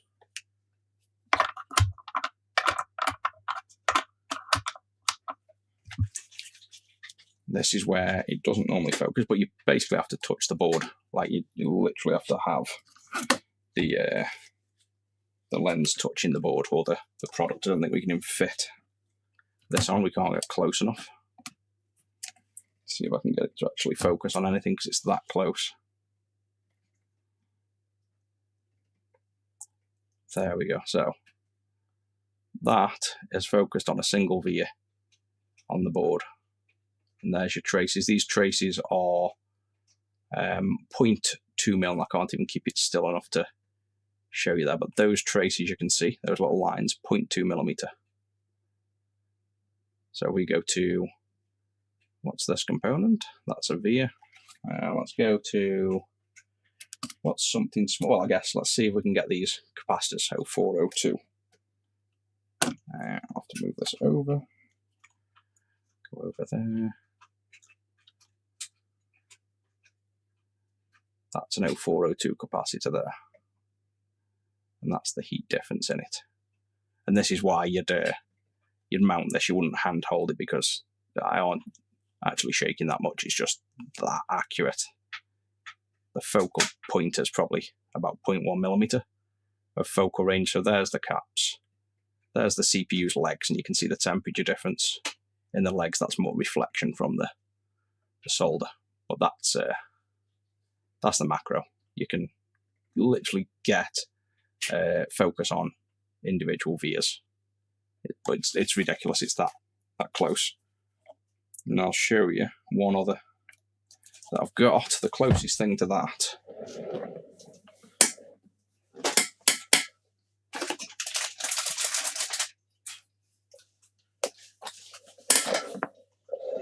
is this by Fleur. So if we get this in show, and I got this given as a sample. They didn't charge me anything, they just give it me because they watch the TikTok videos I do. ETS 320, they actually said this is one that they don't really recommend and they don't like. And this is literally the best FLIR camera I've got. And this is almost as good as that crazy one. Well, let me just show you this in action. And this is much easier to use because it's fixed and we've got a focus here. So you can see already. Look at that. You've got the crystal, you've got the vias, you've got the CPU, and then the focus. You can obviously go up and down until it's in focus. So the focal range, it's not as zoomed in, but look at the detail. You can still see the same level of detail. It's just not as zoomed in. But for me, this is my go-to thermal. I just grab this, and when I want to look for something getting hot, this is what I grab. And that is going to be the backlight driver. So that's the backlight driver to the clean screen. So that's the hottest thing on the board that is designed to run hot. It's literally maxed out and running at 80, well, 100 degrees on the diode, but that's a bit of reflection. There you go. So that's when you max them out. And if you turn down the brightness, see it drops to 50, go up the brightness, and then it starts going back up. But those are designed to run hot. That's why also your backlights physically feel hot. So this is one I'd recommend. This is literally the one I use all the time. It's the only one I use. Yeah, you can make it handheld. It just comes off. And then you unscrew the cap at the top. Lifts off. And now you've got a handheld unit if you want to move it around. And it's not that bad for focus. You can quite easily, focus it by hand without too much effort.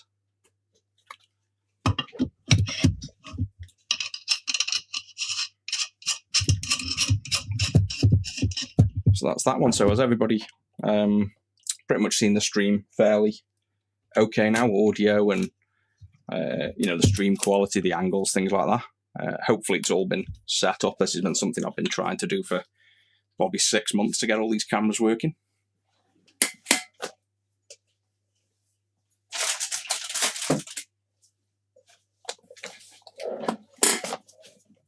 And thanks for the kind words as well. That's much appreciated. Just double check he still works. He does. And then one thing we'll do then, we'll just put these, got the other camera lens, put these expensive cameras away.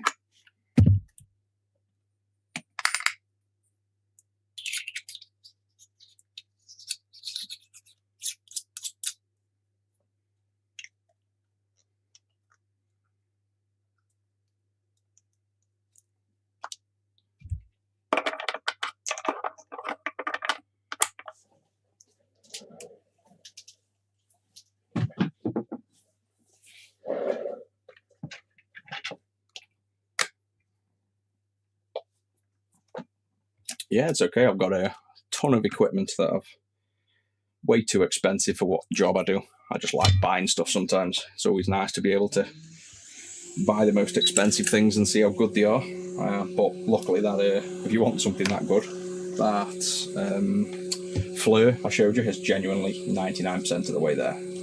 So I'd recommend the FLIR over the Fluke in terms of that level of detail. But in general, I don't actually normally recommend the FLIR as such. I think the older models were better than the new. The FLIR, I don't know. I didn't pay for it. They literally, a marketing guy at FLIR who watches these videos just liked what I do, and literally no strings attached. Don't need to tell them. I don't need to tell you guys they give it me. They said we're not after anyone. We don't need promotion from you. They just wanted to give it me, which was really nice of them. And they give me an E8 Pro as well. The E8 Pro is the one I'm on about, where I think the handheld one, the modern software on it takes ages to boot, and then it keeps popping up to register, and there's just like little annoyances. I just want to turn my camera on and check if something's hot, and that other one I've got does a much better job in my eyes. So obviously honest review there, not just even though I got given the cameras for free and I appreciate it, I wouldn't recommend the E8. But I highly would recommend the one they told me that they don't recommend, which is that little portable one. I think the resolution is way better. I'll just show you the the other one in my drawer there, this E8 Pro. So let me just show you what I mean. Turn it on, you want to check for heat. Now let's just watch. And you imagine the whole point of this is you just want to grab the thermal out and quickly test some heat.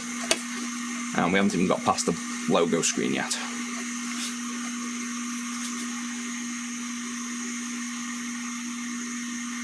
Still not past the logo screen, and we'll be done with this job and testing before this boots. Still at the logo screen.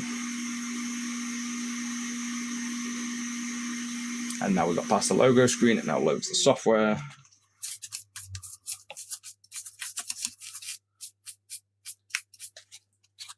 And we're done, we don't even need the thermal now, the chip's on, we're happy. But this is the annoyance of, I want this to turn on, I want to do thermals, I'm sitting here waiting, still booting. It's basically, that's the main gripe. It's not necessarily the quality. The quality I still don't think is the best that you can get for the money of this. But I just, look, we're still waiting, still booting. And you can't do anything with this because it doesn't tell you temps. So there we go, it's finally booted now. So now we'll check out and look at if you compare this now to the other cameras you've just seen, it's not bad, but what you've got here, see all this writing, this is all fake, and there you go. Do you want to register? Like, no, it's a thermal camera, I don't want to register, I just want to see stuff. If we go to image mode, they have this thermal MSX, which is a webcam, effectively, here, and a thermal cam. So this is fake, what you're seeing here. This is like overlaid picture, and it also misaligns. So say we went over to somewhere that's hot, and there's the chip. So you can see there's the chip, and the heat is above the chip. So you see the bottom of the chip doesn't look warm. That's because this camera image overlay is overlaying a webcam, and it's got the distance wrong. You can't calculate it close. So if you do pure thermal, this is the resolution of the camera. So, and there's no focus on this. This is a fixed focus. So really, the focus is like, just haven't really got a focus. It's just a general purpose blur. That's the resolution of the sensor. So good enough, but compared to, the other ones, I don't think the resolution of these is good for the money. There's better for your money out there, but hands down the best thermal is the Fluke, and the best for the money is that FLIR ETS.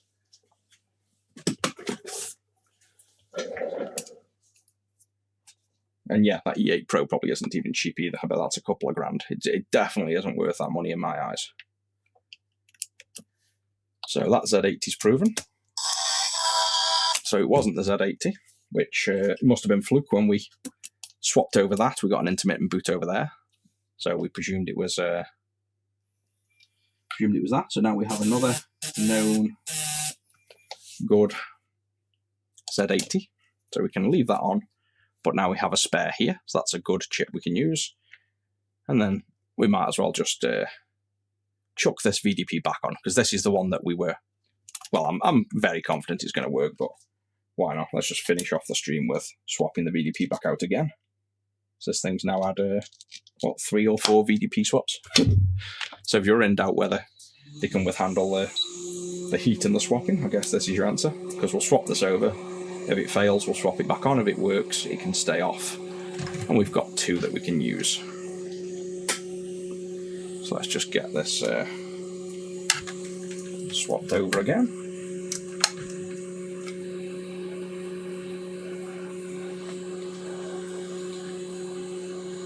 We do with a nice counter as well that kind of lets us know how many viewers we've got, because that's one thing that's not really shown or overlaid. I've got too many screens open just for the chat to be working, so. And to get that chat working was crazy. That was so difficult I hope that isn't the same every time I start a stream. Have to log in and open up a window in the background and then wait for somebody to message to see if it's working. It was quite a pain, but it's definitely worth it when the chat does pop up.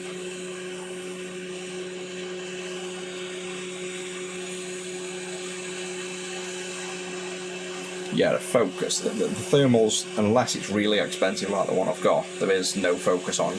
Well, basically, I think almost the answer to that question is if your thermal camera doesn't have a lens, it hasn't got focus, because they're just a fixed CCD, and there is no optics in front of them, because thermal optics cost a lot more. So it might be like a fake focus or something, but I mean, I could be wrong on this. I might be talking out my arse, but I'm pretty sure if you've just got a fixed thermal grid of what's normally like 180 pixels, like most thermal images are like 160 pixels,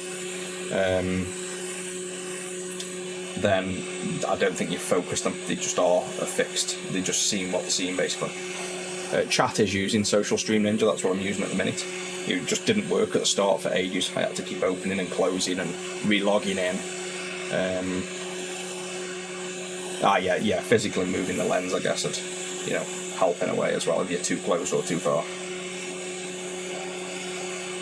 This one's the other VDP, so I'm pretty sure this VDP is going to work. Because we had basically exactly the same symptoms. I think the game loaded intermittently, didn't it? But with no screen. Actually, we got the game loading consistently with no screen, and it was the CPU. So I'm 90% confident this one will work as well. And then we've got ourselves a known good VDP and Z80. So the next one I build, if anything goes wrong, I know it's the CPU, and it's never the CPU. Other than this time, it was the CPU. So we should be in for a good run. Sometimes I can just build these and build literally 10 in a row, no problem, no faults. And then this one must have known we were streaming and it wanted to drag it out and make it worthwhile.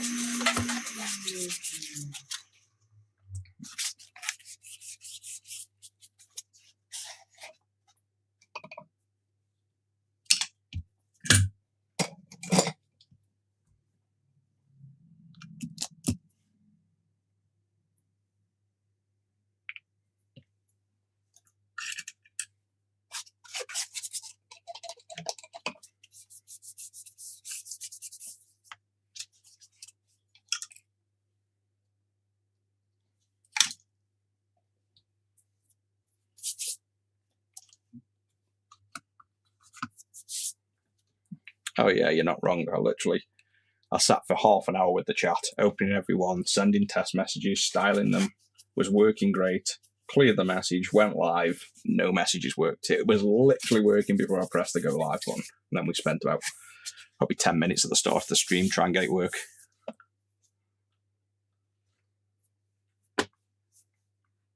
Yeah, the streaming works. I've got the streaming working inside of Atom Multi-Stream. That's how I'm streaming these out.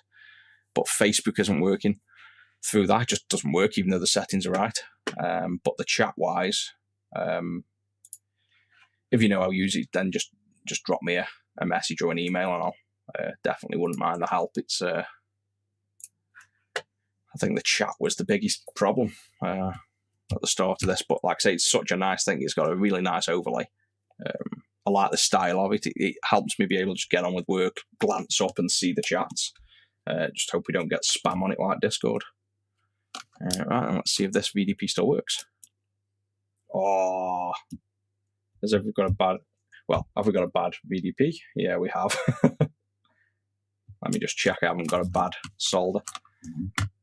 So yeah, that's what I mean with VDPs. So we would have had a bad VDP. So we had a bad CPU and a bad VDP off that board I picked up then.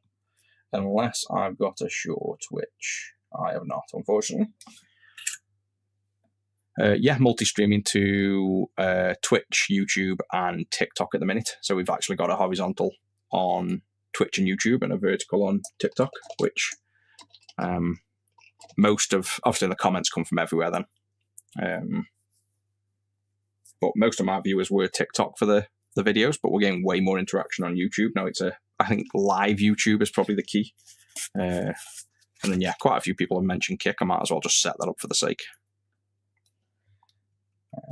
So let me I know I can see me soldering, but I'm kind of holding on hope that maybe there's a problem, but all these solder joints are rock solid. I mean, you can see for yourself there's no I'm pretty sure there's no issues on the soldering, but still.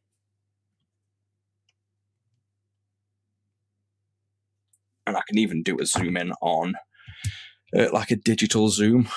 I don't want to do it yet, but I'll set it up next so it stretches this image for you. But you can see all I'm doing is going around as well and pushing them to make sure. Oh, just as I said that, we actually have a loose pin.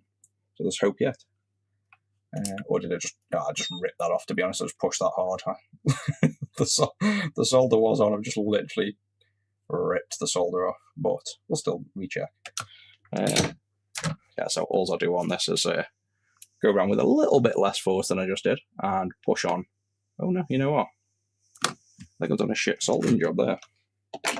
Maybe it was the rushing at the end to chuck this one on. Let me just reflow. I think it's just a lack of solder with hot swapping and not reapplying the solder on this one. I think we just got a bit less solder on these pins, so we might have a working VDP, which would be good.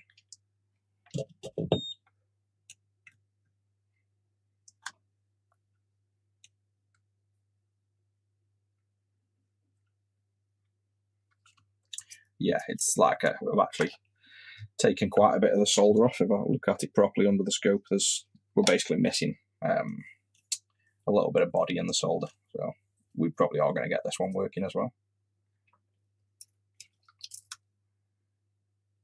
Yeah, the rest look good. Let's try that.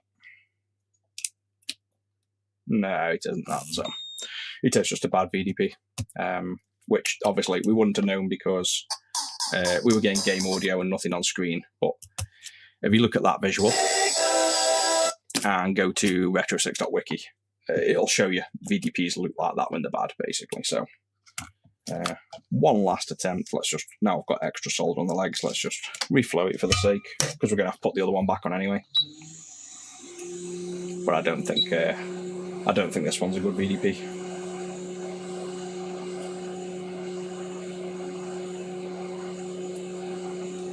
Oh yeah, loads of people have mentioned the boards tolerating the heat. It's obviously the factories I use, I make sure that they use high quality PCBs. They know that this is going to be used heavily and sold a lot, and we've worked with them for years, so it does make a difference when you have a good factory. You can get bad. Mainly what you tend to get is bad silk screen. They can use like a different enamel or a different paint that kind of washes off, and I've seen that on other boards. Quite bad on some other boards. So this one, I don't think I've ever seen a burn board yet. Considering it's white as well, you'd maybe expect that.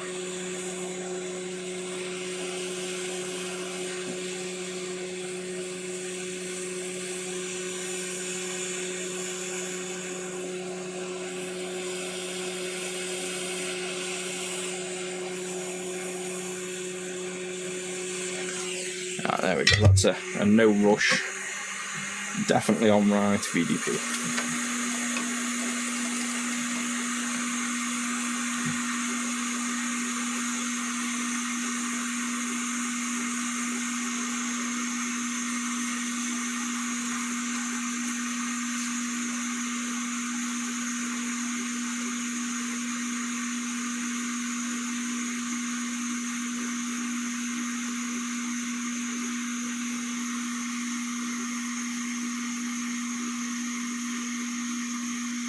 Yeah, that sounds like the melamine sponges I'm using.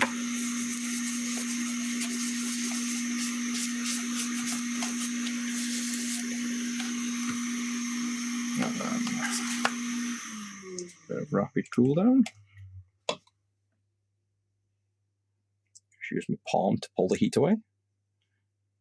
Definitely not getting impatient.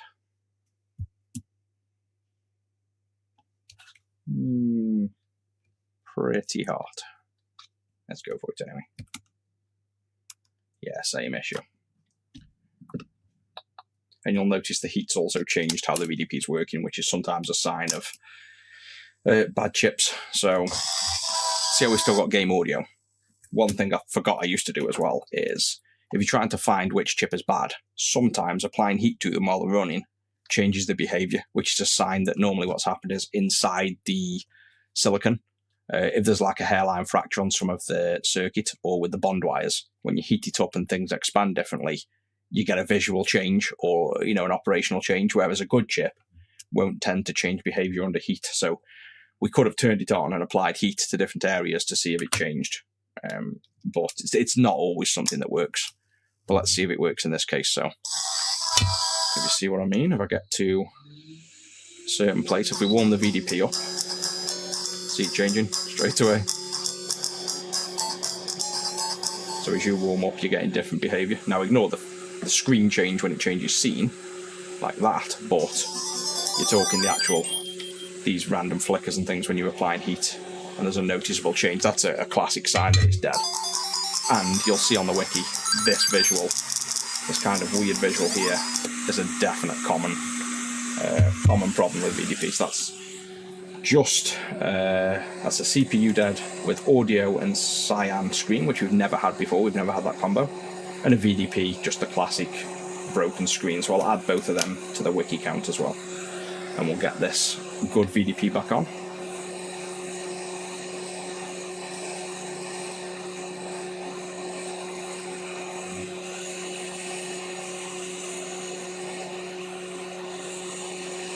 But yeah, if we could get a socket for this board, it would absolutely make a world of difference to be able to just take chips off and quickly test them. I probably really should make one. I mean, to be honest, I've also contemplated just pushing it onto the pins dry, but I don't know how, like, you're not really guaranteeing a good contact there, so you could be. If you get a good positive, you know it's working, but if it doesn't work, it's not a guaranteed failure. So it might work in one way.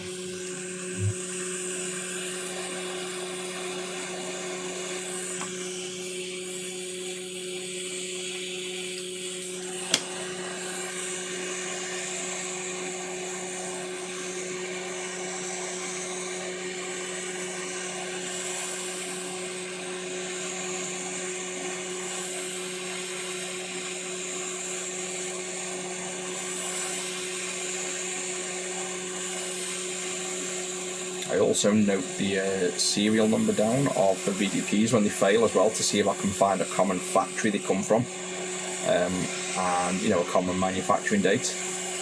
So if we start seeing any patterns to which ones fail or not, let's just check that out while this is cooling. This one is 9131E7.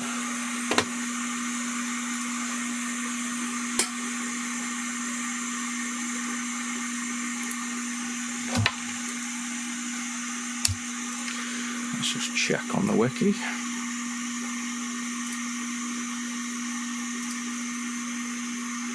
Uh, 921, so I've actually never had a 913 fail, but funnily enough, every other failed VDP so far that I've made a note of, so they didn't start at the very beginning, has been 922 or 921, so this is the first time we've had a 913 fail.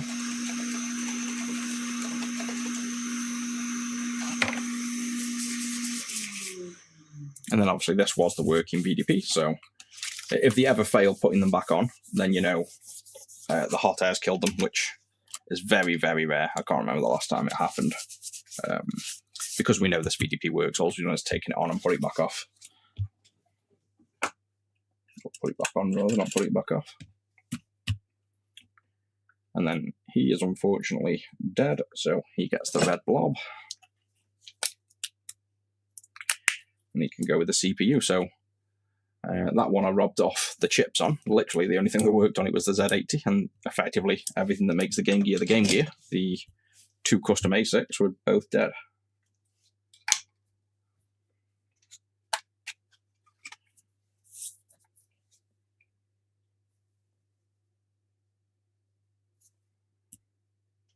And one last check.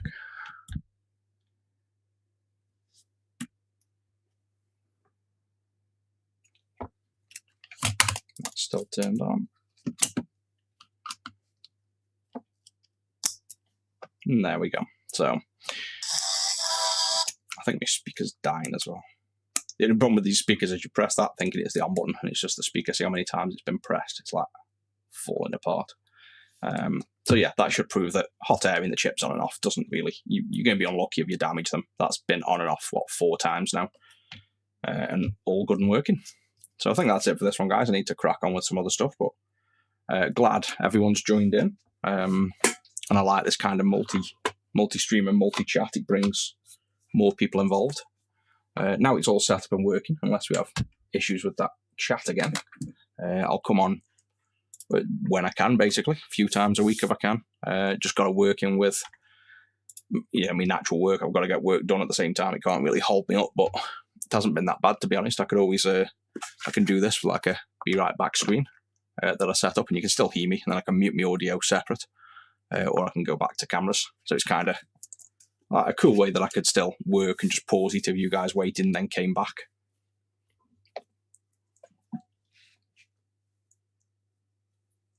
And I did have music on as well, but it comes through. I can't play music to the stream without playing music through the speakers, and then it sounds absolutely terrible coming through the mic. So I'd have to stream music into the stream and put headphones in if I wanted that. Face cam is, might as well undo this a minute. Face cam is right behind me there. But we were setting that up last minute, and so we can get back to some kind of position. It didn't really work because when I went to the side camera, all you're looking at is the back of my head, and then if you're looking at the front of my head, you're seeing it Zach behind and all the work going on, which is then not ideal or convenient. So I've got to rethink the face cam. We'd like to get one on, but obviously there's two of us in the room and we're both working, and people come and go, and we could do with a bit of privacy if I'm going to be streaming while we're working, sort of thing.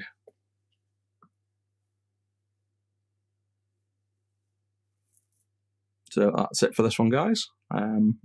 Yeah, overkill like everything, black magic everywhere. The one in the ceiling's black magic. This camera's black magic. The lenses are, well, that's actually just a normal lens, but I normally rock the Sigma Cineglass, but it's too heavy for the floating camera. The stands are too heavy and just get weighed down.